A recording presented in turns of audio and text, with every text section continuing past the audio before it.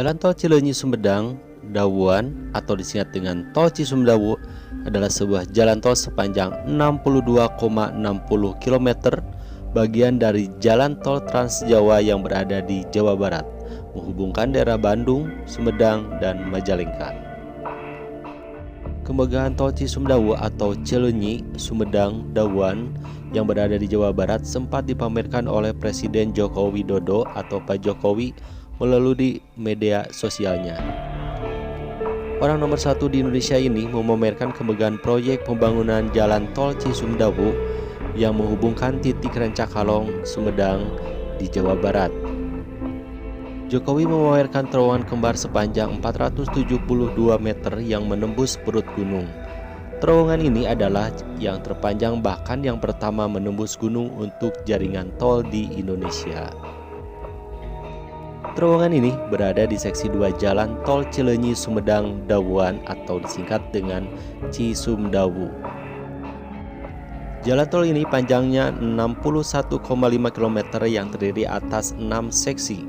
Seksi 1 sampai 3 sepanjang 32,3 km ditargetkan rampung pada akhir tahun 2020 ini. Beberapa tahun sebelum Jokowi memamerkan terowongan kembar sepanjang 472 meter yang menembus perut gunung ini, pada Juni 2014, gagasan pembangunan terowongan kembar di proyek Tol Cisumdawu hanya salah satu opsi yang akan dipilih. Ada opsi lain selain membangun terowongan ini.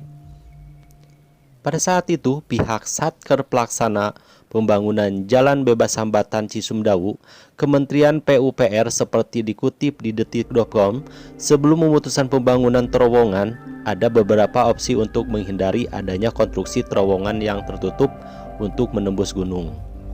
Kala itu, opsi pemindahan trase sisi Tanjung Sari dan sisi Sumedang untuk menghindari risiko menabrak gunung agar tidak adanya terowongan. Kala itu opsi ini tidak jadi pilihan karena akan banyak mengubah trase lahan tol yang sudah dibebaskan.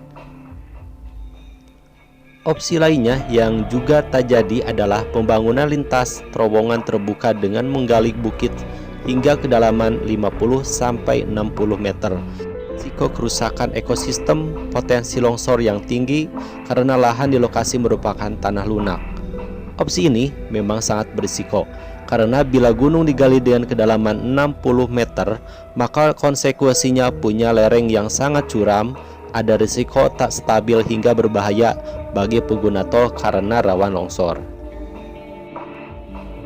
Akhirnya, opsi pembangunan terowongan dipilih, tapi waktu itu awalnya ada opsi terowongan tertutup yang akan dibangun sepanjang lebih dari 1 km.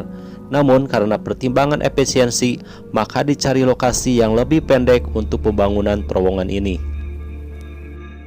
Pihak Satker setempat menyodorkan 2 opsi pembangunan di 2 lokasi yang panjang terowongan antara lain 1,05 km dan 1,2 km.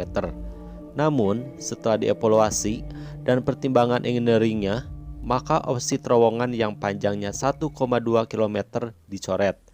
Lalu lokasi calon terowongan sepanjang 1,05 km ditekan menjadi hanya 500 meter atau tepatnya kini jadi 472 meter saja.